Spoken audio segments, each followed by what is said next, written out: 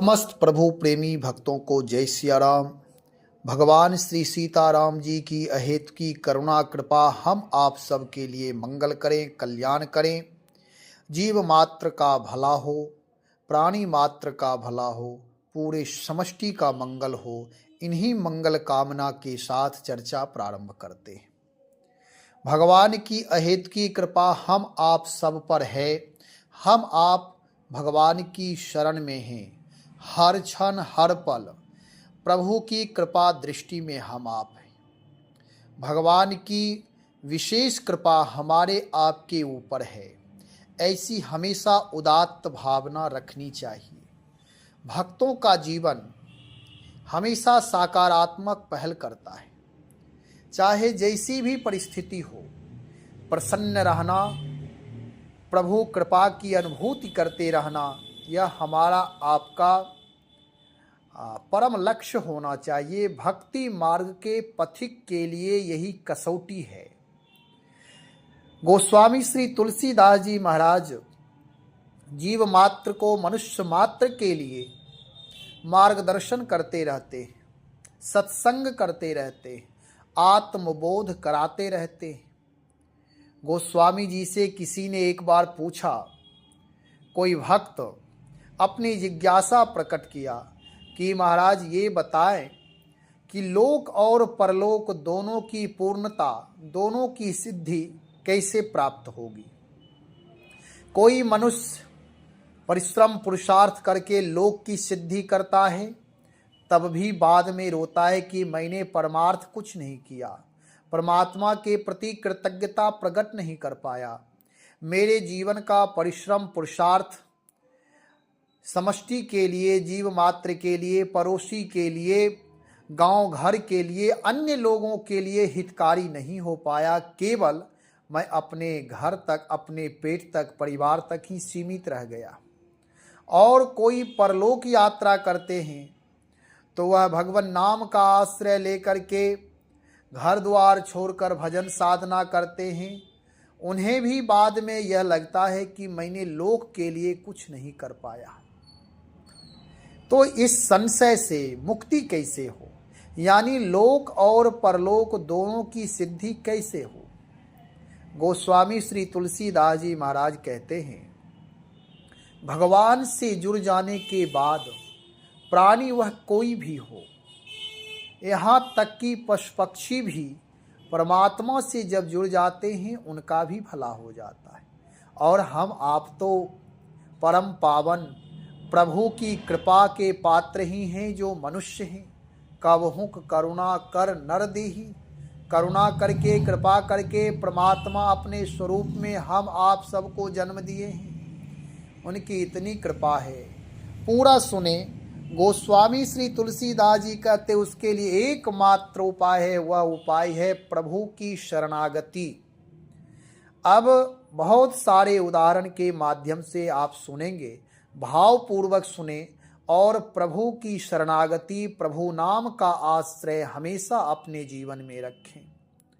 गोस्वामी जी दोहावली रामायण में कहते हैं, राम काम तरु परिहरत, सेबत कलि तरु ठूठ, स्वार्थ परमारथ चहत, सकल मनोरथ झूठ। जो मनुष्य श्री राम रूपी कल्प वृक्ष को छोड़कर सूखे ठूठ जैसे निस्सार कलयुग अर्थात पाप रूपी वृक्ष का सेवन करते हैं और उससे स्वार्थ और परमार्थ रूपी फल चाहते हैं, उनके सभी मनोरथ व्यर्थ होते हैं। अर्थात स्वार्थ परमार्थ कुछ भी सिद्ध नहीं होता। अब गोस्वामी जी महाराज कहना चाहते हैं कि देखो, कल्प वृक्ष तो राम जी हैं, परमात्मा हैं। जीव मात्र परमात्मा से जुड़ करके अपनी कल्पना के अनुसार अपने जीवन के हित के लिए वह मंगल कामना कर सकता है, प्रभु से मांग सकता है। और मांगते ही प्रभु ऐसे कल्प वृक्ष हैं जो हमारी आपकी सारी कामनाएं पूर्ण हो जाती। अब गोस्वामी जी कहते राम काम तरु परिहरत। लेकिन दुर्भाग्य यह है कि परमात्मा से आशा ना करके हम दूसरों से आशा करते हैं। जैसे कोई चाहे कि ठूठ वृक्ष है, सूखा हुआ वृक्ष है जिसमें शाखाएं नहीं है, किसी प्रकार उसमें रस नहीं है, ऐसे सूखे वृक्ष के नीचे जाकर कोई कहे कि मुझे फल दे दो तो संभव नहीं हो सकता है, क्योंकि वह स्वयं निस्सार है, सार रहित है, तत्व रहित है, वहां कुछ मिलना नहीं है। और कल्प वृक्ष इसका नाम ही है। कवि जब कुछ कहता है तो उपमा दे करके, उसे कुछ चाहिए कहने के लिए तो राम काम तरु, राम जी कल्प वृक्ष हैं, कवि इतना कहता है। लेकिन भगवान कल्प वृक्ष से भी अलग हैं। कल्प वृक्ष जिसकी कामना है कि स्वर्ग में प्राप्त होता है, वह तो इतना है कि वहां जाकर के आप जो भी कामना करेंगे वह प्राप्त हो जाएगा। यदि अहित की कामना करेंगे तो वह भी प्राप्त हो जाएगा। इस पर एक दृष्टांत सुनाता हूं। एक बार एक व्यक्ति भ्रमण कर रहा था, तीर्थाटन कर रहा था। तीर्थाटन करते करते संयोगवश यात्रा में विलंब होने के कारण उसे जंगल में ही रुकना पड़ा, एक वृक्ष के नीचे।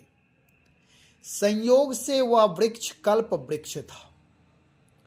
उसके मन में आया कि यह वृक्ष के नीचे आज आसन लगाना है, मैं थक गया हूं, कोई आश्रय की व्यवस्था आसपास है नहीं, अब आज यहीं रुकना है। यदि यहाँ व्यवस्था अच्छी हो जाती तो आनंद आ जाता। वह मन में किया कि यहाँ भोजन बढ़िया मिल जाए तो आनंद आ जाता। भगवान की कृपा से वह कल्प वृक्ष ही तो है। कल्पना किया 56 व्यंजन आ गए, बढ़िया भोजन आ गया, भर पेट वह भोजन किया, तृप्त हो गया।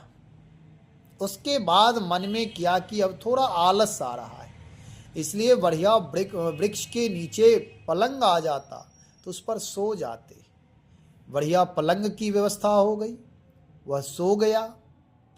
और फिर मन में उसे डर लग रहा था कि कहीं ऐसा ना हो कि जंगली जानवर आकर के मुझे खा जाए।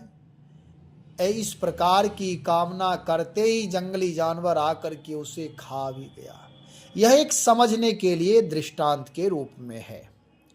तो कहने का मतलब कि उस कल्प वृक्ष के नीचे रहने वाले जीव मनुष्य कामना जो जो किया पूर्ण हो गया, हितकारी कामना भी पूर्ण हो गई और अहित की कामना वह भी पूर्ण हो गया। वह मर भी गया, वह कल्प वृक्ष उसके लिए प्राणघातक हो गया। लेकिन हमारे प्रभु राम परमात्मा प्रभु जो है, उनसे यदि हम किसी प्रकार कोई कामना करते हैं तो जो हमारे आपके जीवन के लिए कल्याणकारी है, मंगलकारी है, वही कामना पूर्ण करते हैं। जो अमंगलकारी है, जिससे अकल्याण होगा, वह परमात्मा पूर्ण नहीं करते। श्री नारद जी महाराज के जीवन में घटित है कि नारद जी प्रभु से कह रहे कि प्रभु मुझे विवाह करना है, आप कृपा कर दें। परमात्मा ने कहा ठीक है, मैं कृपा तो कर दूंगा, लेकिन जो आपके लिए हितकारी कृपा हो वही मैं करूंगा, अहितकारी कृपा मैं नहीं कर सकता। जैसे वैद्य कोई है और रोगी उनके पास जाकर के कहे वैद्य जी आप मुझे औषधि दीजिए, तो वैद्य रोगी को हितकारी औषधि देता है। यदि अहितकारी औषधि वह मांगता है तो भी वैद्य का धर्म नहीं होता कि अहितकारी औषधि दे दे। वैद्य के पास रोगी जब जाता है तो स्वस्थ होने के लिए जाता है और वह वैद्य सेवा भाव से मंगल कल्याण करने के लिए, स्वस्थ करने के लिए हितकारी औषधि ही प्रदान करता है। ऐसे ही हे नारद, आपकी इच्छा है कि मुझे भगवान सुंदर रूप दे दें, मैं रूप दे दूंगा, लेकिन रूप से आपका यदि हित होगा तभी मैं रूप दे सकता। यदि रूप हितकारी नहीं होगा तो मैं रूप नहीं दे सकता। भगवान ने कहा कि ठीक है मुनि, आपका मंगल हो, कल्याण हो, ऐसा परमात्मा ने कहा। अहितकारी कामना परमात्मा पूर्ण नहीं करता। कोई भी माता पिता अपने संतान, अपने बच्चों के प्रति अहित की भावना नहीं रखता। माता पिता का परम धर्म होता है अपने बच्चों को सद्मार्ग दिखाना। जो उसके जीवन के लिए हितकारी कदम है उस कदम को बताना। अहितकारी कार्य नहीं करते हैं। ऐसे ही परमात्मा कल्प वृक्ष हैं। वह ऐसे कल्प वृक्ष हैं जो हम आप सबकी कामना पूर्ण करते हैं। कहते हैं दुर्भाग्य यह है कि जीव चाहता है कि मेरा स्वार्थ भी सिद्ध हो जाए और परमार्थ भी सिद्ध हो जाए। हाँ, इसका एक ही उपाय है कि वह मनोरथ की पूर्ति तृप्ति तभी हो सकती जब प्रभु रूपी श्री राम, श्री सीताराम जी रूपी कल्प वृक्ष का आश्रय ले ले, उनके शरणागत में हो जाए तो दोनों की पूर्ति हो जाएगी। जो लोग असफल दिखाई देते हैं, जो परलोक की सिद्धि करने में लोक का परित्याग करते, लोक की निंदा करते रहते हैं, इससे उनका ही नुकसान होता है। जबकि लोक में रहना है, लोक की निंदा करते हुए अपना जीवन बिताते हैं, इसलिए वह भी वंदनीय नहीं हो पाते। और जो लोग परलोक छोड़कर लोक में ही अपना जीवन बिताते हैं, वह परलोक की निंदा करते, कहते कहाँ भगवान है, कौन भगवान होता है, कौन देखा है भगवान को, नाना प्रकार की बातें करते। वह तर्क के द्वारा चाहते हैं कि मैं लोक की सिद्धि कर लूं, परलोक की सिद्धि कर लूं, अथवा परलोक की निंदा करके मैं लोक पूजनीय हो जाऊं, तो यह भी संभव नहीं है। जब तक हमारे आपके जीवन में किसी भी प्रकार कोई निंदा की भावना है, दूसरों को अपमानित करने की भावना है, नीचे दिखाने की भावना है, तब तक किसी भी क्षेत्र में कोई व्यक्ति सिद्धि को, सफलता को प्राप्त नहीं कर सकता। यह मूल सूत्र है।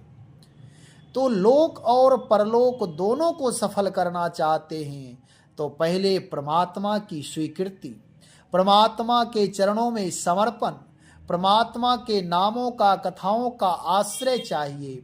उसके बाद आप जो भी करेंगे, अपना लोक में रह करके अपना स्वधर्म पालन करते हुए परमार्थ बुद्धि परमात्मा प्रदान करते हैं, उसके बाद उसे पूर्ण सफलता मिलती है, जीवन जीने का परम लाभ प्राप्त होता है। कोई उदाहरण है? कहते बहुत सारे उदाहरण हैं। भगवान की शरण में यदि हो जाए, उसके बाद जो भी क्रिया करे वह सारे भक्तिदायक, मुक्तिदायक, भगवत प्राप्ति कराने वाले होते हैं, उदात्त जीवन प्रदान कराने वाले होते हैं, यश की प्राप्ति कराने वाले होते हैं, वह अमृत तत्व हो जाते हैं।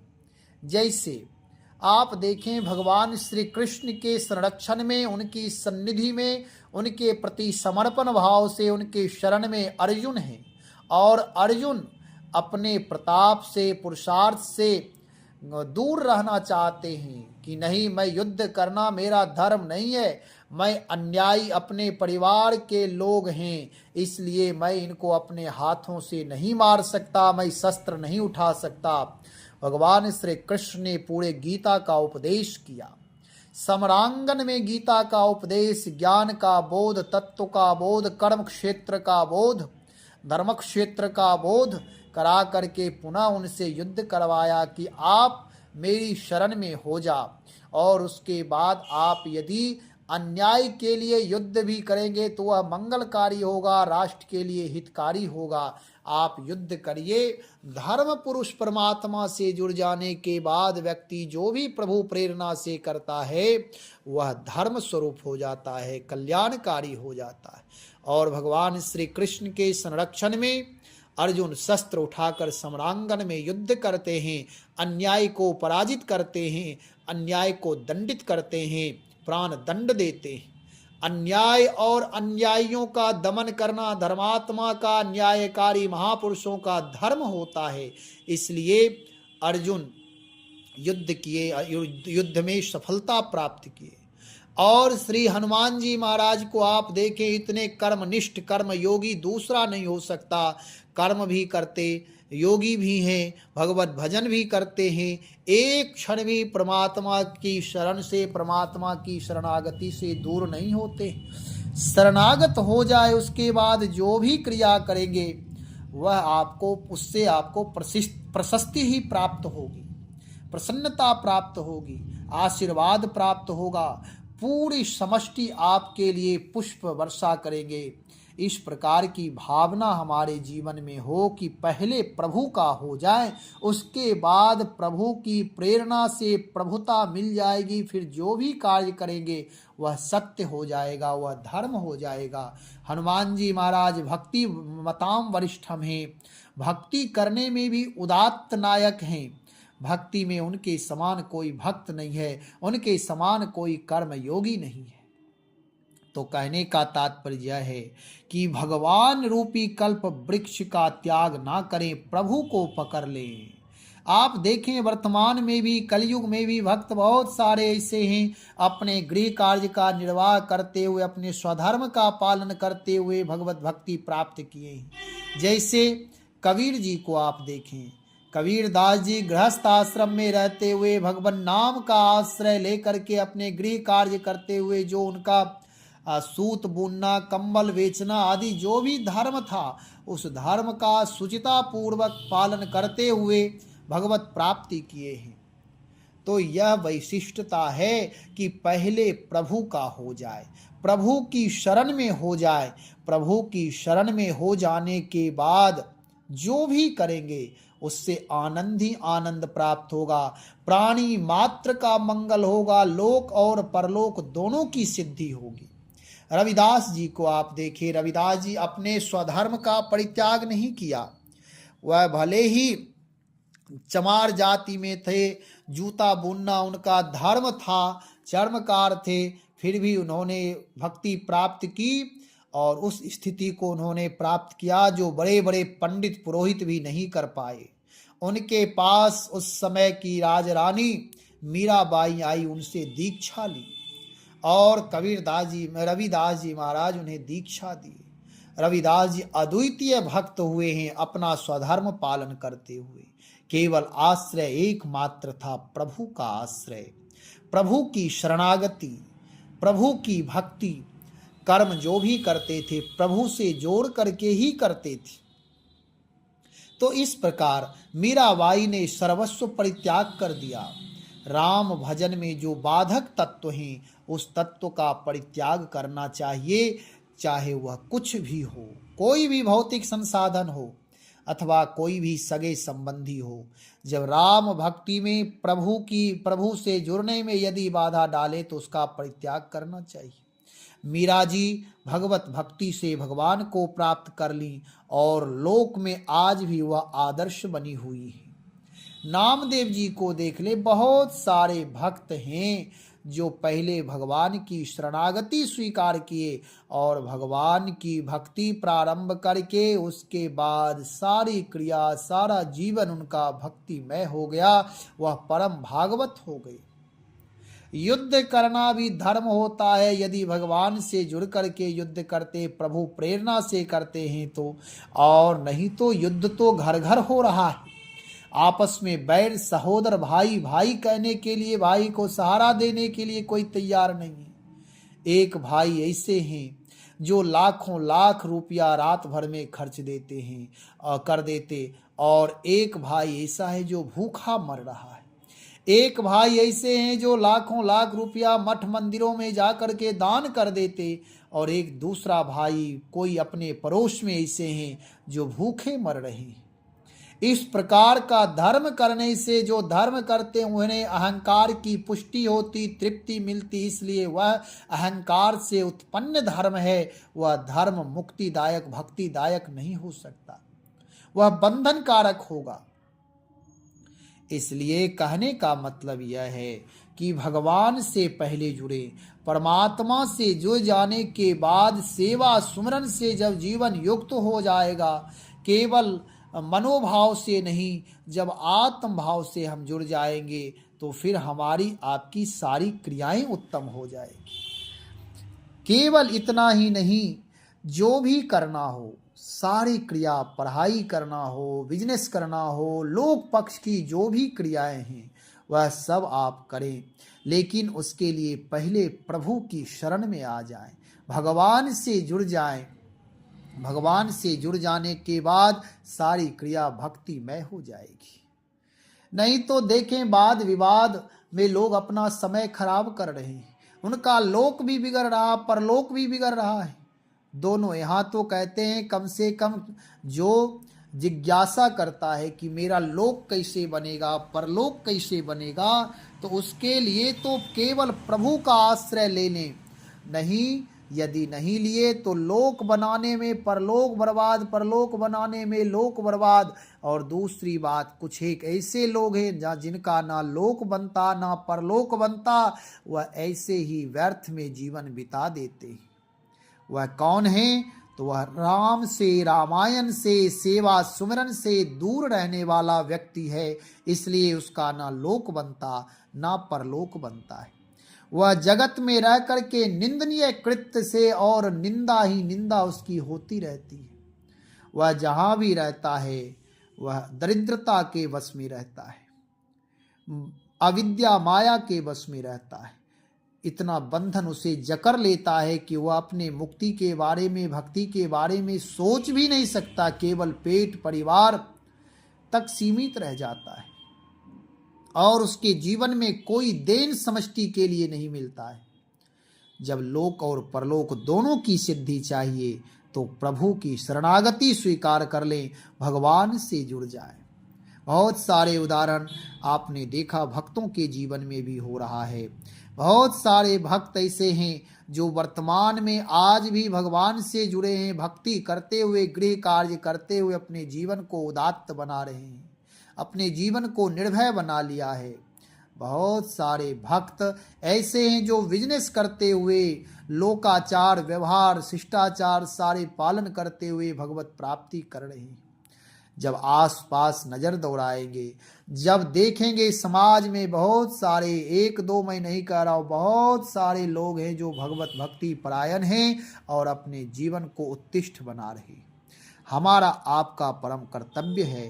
गोस्वामी श्री तुलसीदास जी महाराज जो उनसे प्रश्न किया, उसको एकमात्र उपाय बताया कि कली का यानी पाप रूपी वृक्ष का सेवन करना छोड़ दे, कल्प वृक्ष रूपी परमात्मा है, उनका सेवन करें, उनके नाम का आश्रय ले, उनसे जुड़ जाए, समष्टि का मंगल होना शुरू हो जाएगा, जीव मात्र का मंगल होना शुरू हो जाएगा।